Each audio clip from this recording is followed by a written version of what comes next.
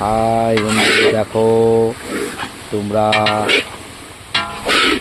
এটা একটা চালতের আচার হচ্ছে।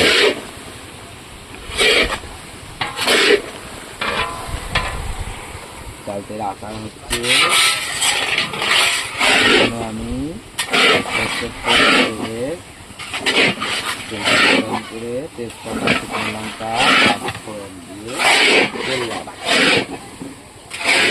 দিয়ে ভালো করে কষিয়ে চিনি দিলাম। চিনি দেওয়ার পরে এটাকে আবার লবণ, হালকা পরিমাণে লবণ দিয়ে এই আচারটা রেডি করছি।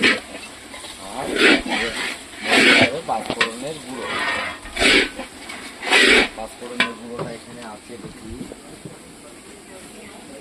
এটা তো পাঁচফোড়নের গুঁড়ো।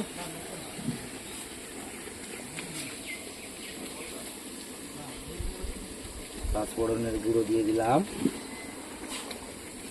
তোমরা সবাই দেখো বন্ধু, চালতেটা আমি কিভাবে রান্না করি, চালতের আচার কিভাবে রান্না করলাম দেখো।